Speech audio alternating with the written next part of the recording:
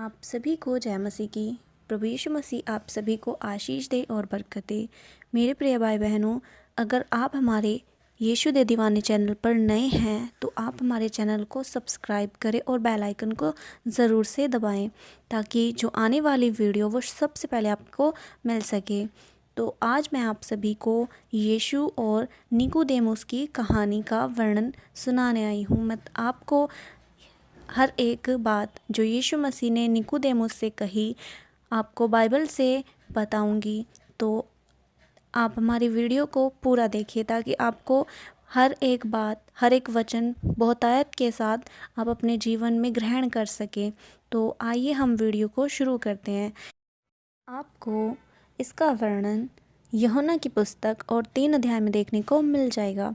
तो आइए हम वीडियो को शुरू करते हैं। इस प्रकार से बाइबल बताती है कि फरीसियों में निकोदेमुस नाम का एक मनुष्य था जो यहूदियों का सरदार था। अर्थात उसने रात को यीशु के पास जाकर उससे कहा, हे रबी। रबी का मतलब है गुरु। हम जानते हैं कि तू परमेश्वर की ओर से गुरु होकर आया है, क्योंकि कोई इन चिन्हों को जो तू दिखाता है, यदि परमेश्वर उसके साथ ना हो तो कैसे दिखा सकता है। यीशु ने उसको उत्तर दिया, मैं तुझसे सच सच कहता हूँ, यदि कोई नए सिरे से ना जन्मे तो परमेश्वर का राज्य नहीं देख सकता। निकोदेमुस ने उससे कहा, मनुष्य जब बूढ़ा हो गया तो कैसे जन्म ले सकता है?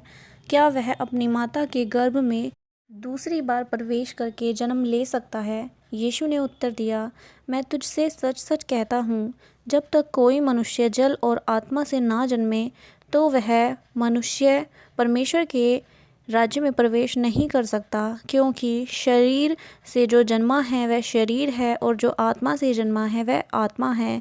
अचंभा ना कर कि मैंने तुझसे कहा कि तुझे नए सिरे से जन्म लेना अवश्य है। हवा जिधर चाहती है उधर चलती है और तू उसका शब्द सुनता है, परंतु नहीं जानता कि वह कहाँ से आती और कहाँ को जाती है। जो कोई आत्मा से जन्मा है वह ऐसा ही है। निकोदेमुस ने उसको उत्तर दिया, ये बातें कैसे हो सकती हैं? ये सुनकर यीशु ने उससे कहा, तू इज़राइलों का गुरु हो कर भी इन बातों को नहीं समझता। मैं तुमसे सच सच कहता हूँ कि हम जो जानते हैं वह कहते हैं और जिसे हमने देखा है उसकी गवाही देते हैं, और तुम हमारी गवाही ग्रहण नहीं करते। जब मैंने तुमसे पृथ्वी की बातें कही और तुम विश्वास नहीं करते, तो यदि मैं तुमसे स्वर्ग की बात कहूँ तो फिर कैसे विश्वास करोगे? कोई स्वर्ग पर नहीं चढ़ा, केवल वही जो स्वर्ग से उतरा, अर्थात मनुष्य का पुत्र जो स्वर्ग में है। और जिस रीति से मूसा ने जंगल में सांप को ऊंचे पर चढ़ाया, उसी रीति से अवश्य है कि मनुष्य का पुत्र भी ऊंचे पर चढ़ाया जाए, ताकि जो कोई उस पर विश्वास करे वह अनंत जीवन पाए। क्योंकि परमेश्वर ने जगत से ऐसा प्रेम रखा कि उसने अपना इकलौता पुत्र दे दिया, ताकि जो कोई इस पर विश्वास करे वह नष्ट ना हो परंतु अनंत जीवन पाए। परमेश्वर ने अपने पुत्र को जगत में इसलिए नहीं भेजा कि जगत पर दंड की आज्ञा दे, परंतु इसलिए कि जगत उसके द्वारा उद्धार पाए। जो उस पर विश्वास करते हैं उन पर दंड की आज्ञा नहीं होती, परंतु जो उस पर विश्वास नहीं करता वह दोषी ठहर चुका है, इसीलिए कि उसने परमेश्वर के इकलौते पुत्र के नाम पर विश्वास नहीं किया। और दंड की आज्ञा का कारण यह है कि जगत में ज्योति आई है और मनुष्यों ने अंधकार को ज्योति से अधिक प्रिय जाना, क्योंकि उनके काम बुरे थे। क्योंकि जो कोई बुराई करता है वह ज्योति से बैर रखता है और ज्योति के निकट नहीं आता, ऐसा ना हो कि उसके कामों पर दोष लगाया जाए। परंतु जो सत्य पर चलता है वह ज्योति के निकट आता है, ताकि उसके काम प्रकट हों कि वह परमेश्वर की ओर से है। हालेलुया। तो मेरे मसीह भाइयों और बहनों, यीशु मसीह ने कहा कि यदि कोई नए सिरे से ना जन्मे तो परमेश्वर के राज्य को नहीं देख सकता। इसका मतलब क्या है?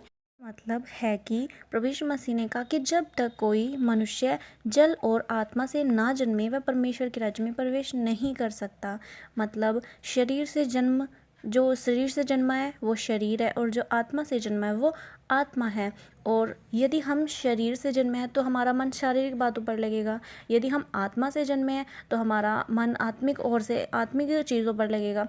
क्योंकि यदि हम शरीर की बातों पर मन लगाएंगे, बाइबल में लिखा है कि शारीरिक बातों पर मन लगाना तो परमेश्वर से बैर रखना है।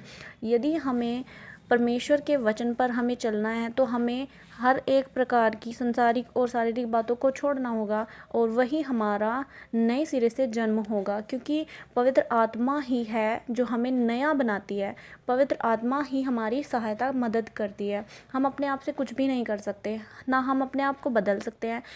अन्य जाति में थे तब हम अपने आप को नहीं बदल सके और पापों में जा रहे थे, लेकिन जब पवित्र आत्मा हमारे जीवन में आया तब उसने हमें अंश अंश कर